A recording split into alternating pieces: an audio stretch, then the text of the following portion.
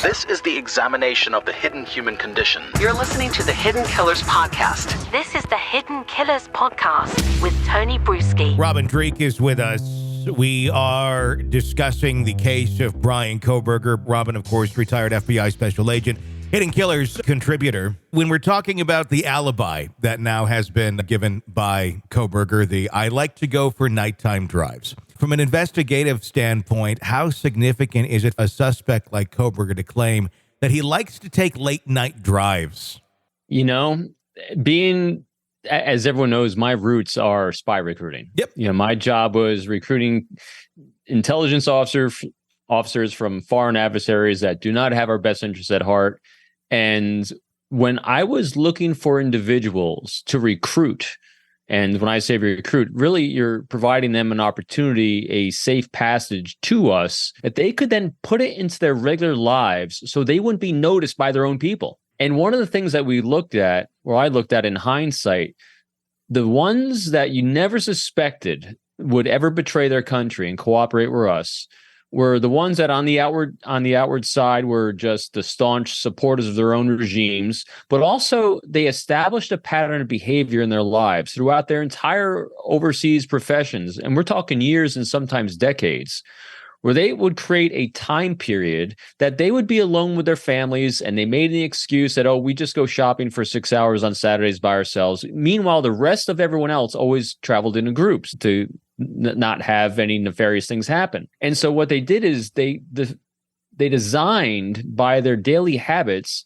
a time gap that they could then substitute something nefarious in, like cooperating with us. And it wouldn't look like anything else to anyone else of their own people. In other words, so if they're looking for an insider threat inside of their own embassy, it's not going to be them because they haven't deviated their patterns of behavior. And so to me, this first thing that struck me when Kohberger lawyers said that he just goes out for nightly drives, I said, oh, well, that's exactly what bad guys do. They establish a pattern of behavior for their alibi so that if they happen to be caught, this is what he normally does in his normal pattern of behavior. So I think it's a pretty easy thing to go at just from that scientific standpoint of the fact that this is what bad people do if they're going to try to hide a crime. They're going to try to hide it in something they're doing routinely.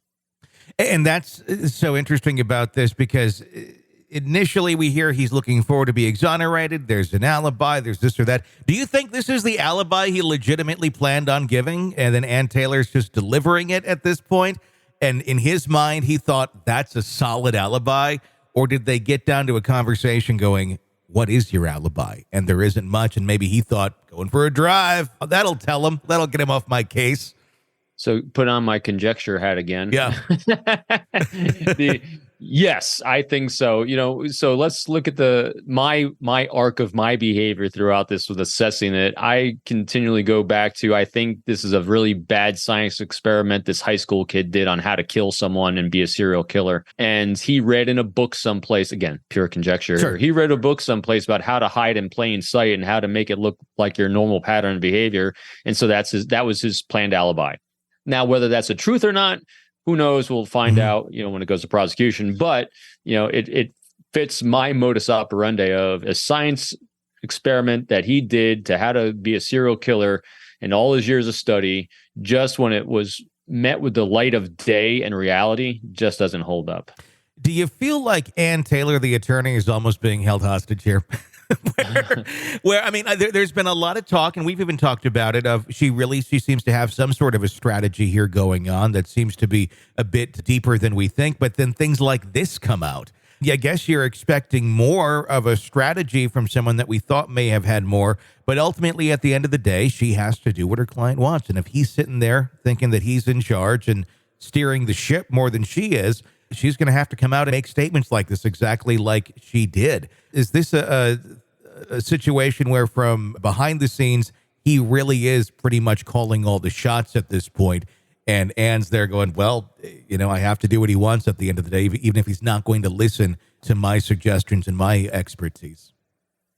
Strategy and modus operandi might be different ways to look at it here. I think strategy as like long-term game plan, she would have had to have known all the facts and truth in order, I think, to have a strategy. I think her modus operandi is always to take what your client gives you and do the best you can with it.